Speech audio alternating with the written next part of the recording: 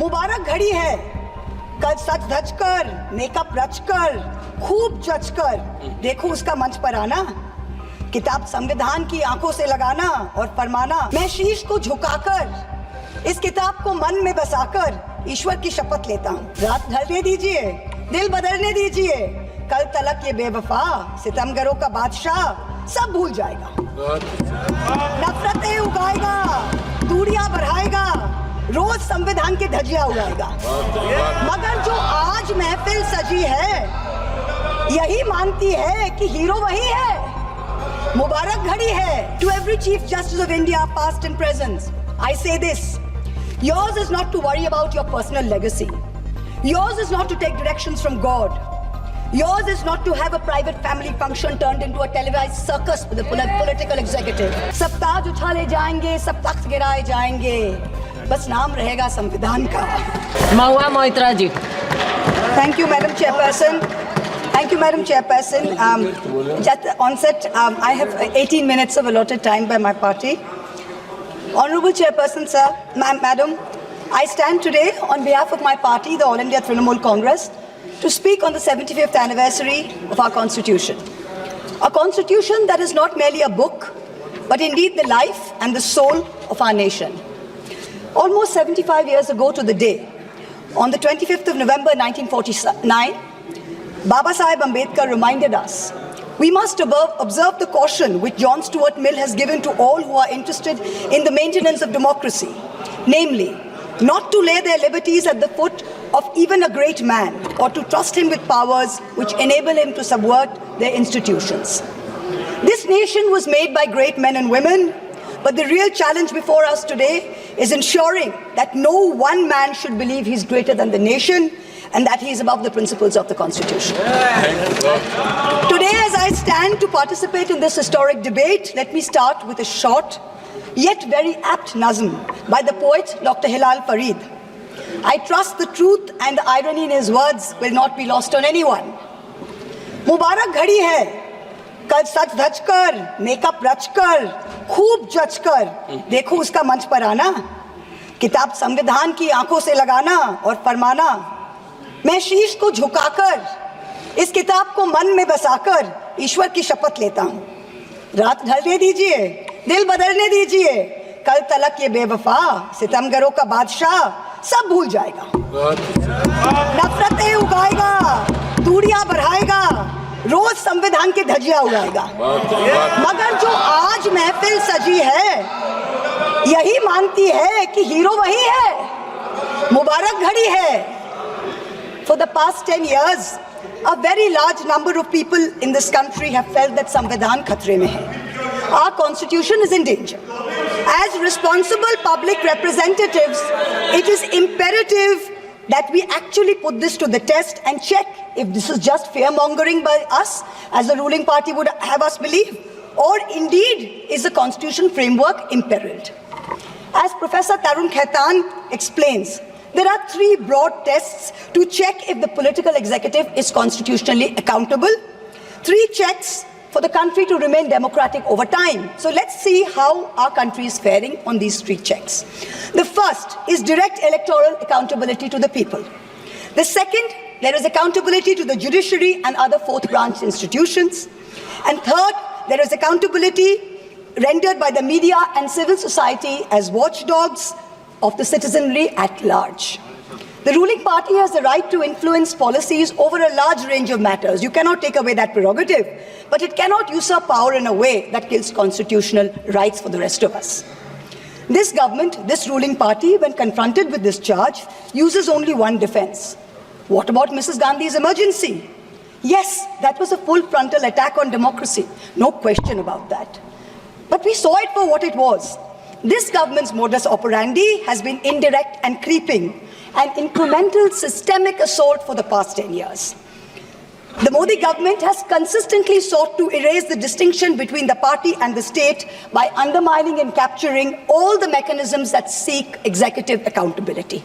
It is killing our constitution by 1,000 cuts. I'm going to point out a few of the particularly bloody cuts. In the first test, democracies seek electoral accountability from the political executive. Measures such as electoral manipulation, voter disenfranchisement, biased campaign finance over time give the ruling party an unfair advantage. Voter disenfranchisement has reached epic proportions in India.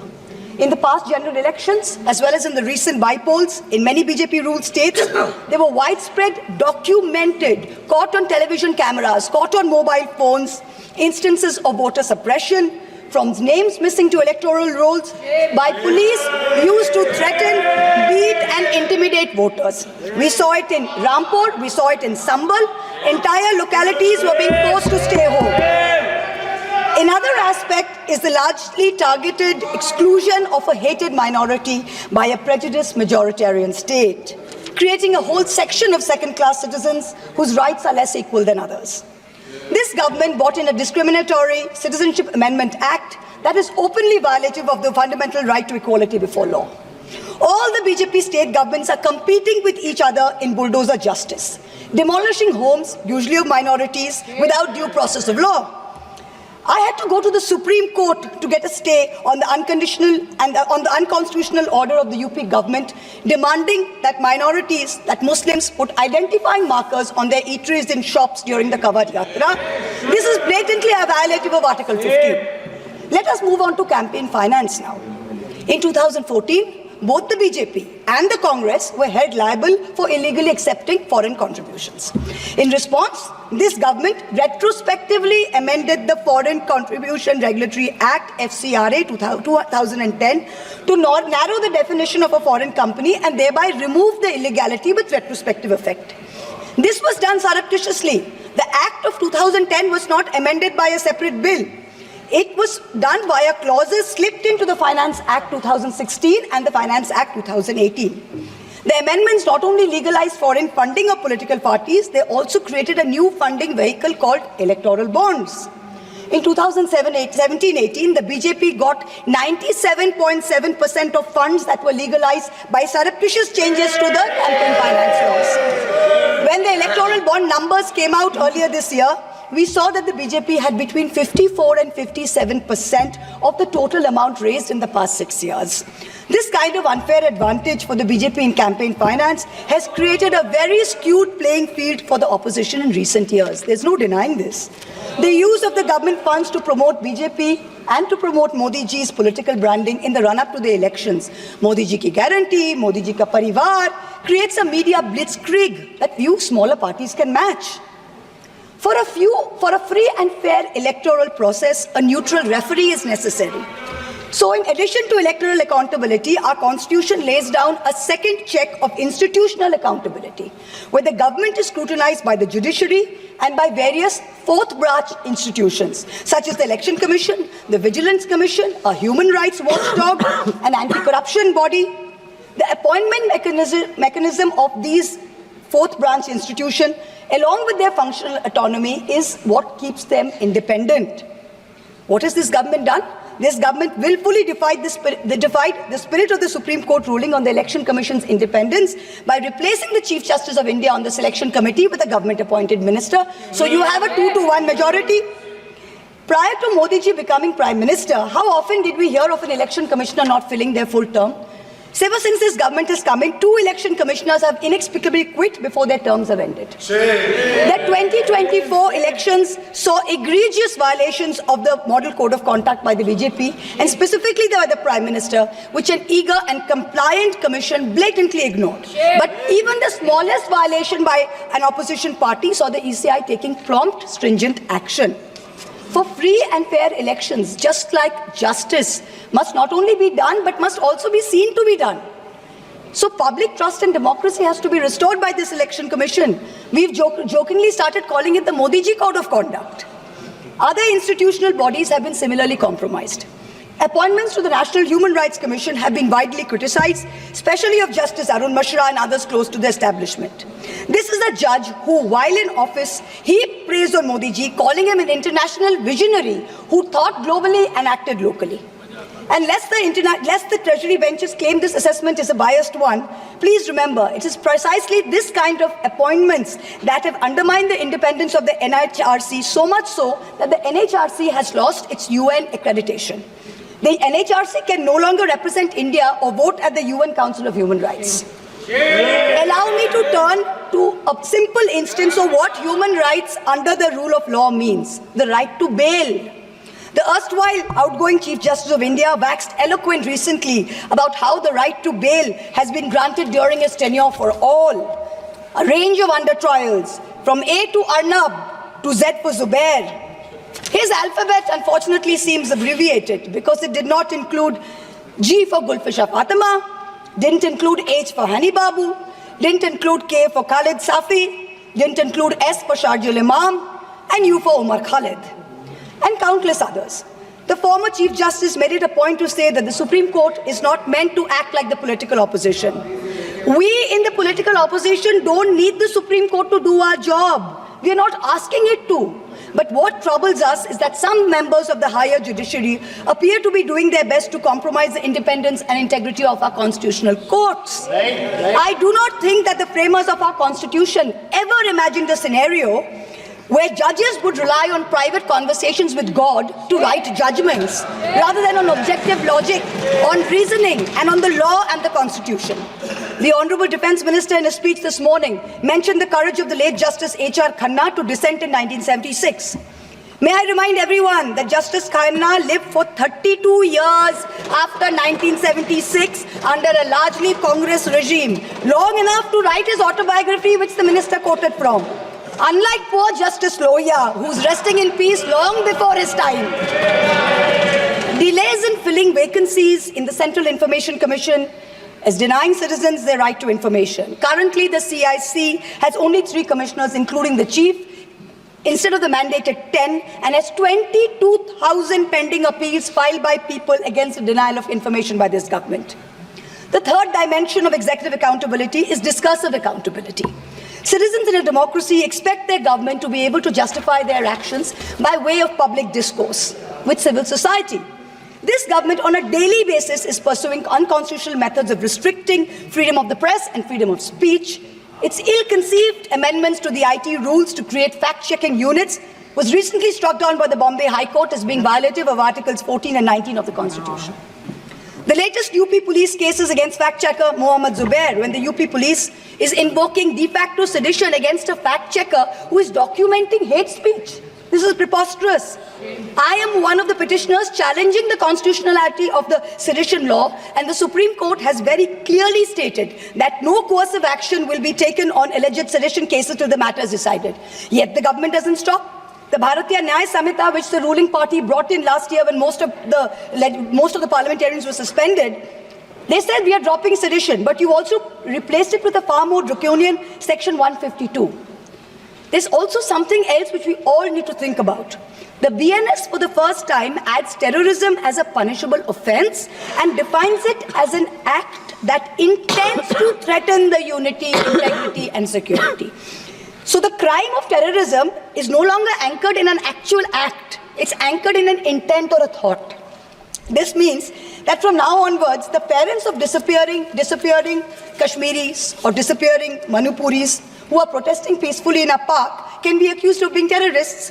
What they do or do not do in that park while they assemble is besides the point. As long as a police officer is convinced that they have the intent to do something, they can be terrorists. This makes terrorism a thought crime.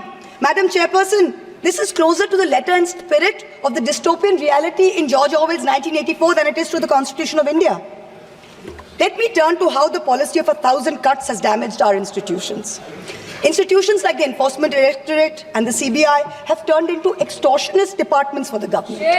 14 political parties approached the Supreme Court against the coercive criminal actions of these two agencies. 95% of cases by these two agencies are against opposition politicians.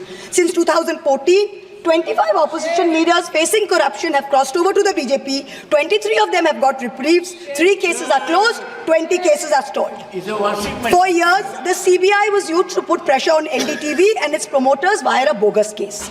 Now that the channel's been captured, it's been sanitized, CBI says that there was never any case to start with. Airports and large infrastructure have been captured by crony capitalists by similar misuse of the ED and the CBI. In a cooked-up case against me, the CBI is wasting precious time and resources looking for a scarf and lipstick that a friend gifted me. These actions have cost India the first ever human rights violation by the Interparliamentary Union in Geneva, the global body governing all national legislatures. After the abrogation of Article 370, there has been a flagrant crackdown of the constitutional rights of the people of Kashmir. Free speech and movement have been hampered. Passports cancelled without any pending cases. Never heard of it.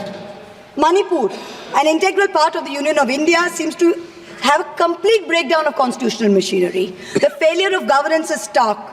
The Union government under Article 355 of the Constitution is obligated to assist states in the maintenance of law and order. In May 2024, in the Supreme Court, Solicitor General stood up and said the violence is subsiding. Yet, horrifying incidents are happening every day. I petitioned the Supreme Court in the Manipur violence case. Senior Advocate Indira Jaisingh appeared for me. An expert committee was set up. But then after 27 or more hearings, there is no relief, there is no justice yet. Time constraints don't allow a more in-depth analysis, but it is crystal clear that this political executive of the past 10 years has systematically eroded democracy. It failed spectacularly on all three tests of constitutional accountability laid out by Professor Khaitan. Our constitution is bleeding from 1,000 cuts. Samvidhan khatre mein zarur hai. The need of this hour is to ensure that the idea of India survives in its purest form. This burden is heavier on some of us than on others. The judiciary and the media have a far greater responsibility in protecting our constitution than to normal citizens. History will not be kind to you, your lords and ladyships, if you falter. To every Chief Justice of India, past and present, I say this: yours is not to worry about your personal legacy. Yours is not to take directions from God. Yours is not to have a private family function turned into a televised circus with a political executive. The Constitution is your only God. The Constitution should be the only Atithi who should be in your home as your Deva. Attention-seeking divas do not leave legacies. Upholders and protectors of our basic sovereign rights will only be remembered. To the media, I say, you play a huge role in guaranteeing our democracy's survival. Live up to it. To taking a few liberties with Faiz Ahmed Faiz's immortal words, let me tell you. सब ताज उछाले जाएंगे, सब तख्त गिराए जाएंगे, बस नाम रहेगा संविधान का. In conclusion, I pay homage to the 17 women of India's Constituent Assembly who laid the path for all of us like me to stand here today. And I would like to remind us of Vijayalakshmi Pandit's words. Freedom is not for the timid. Protecting our constitution in these harrowing times requires courage. Let us rise to it. We will succeed. Jai Hind.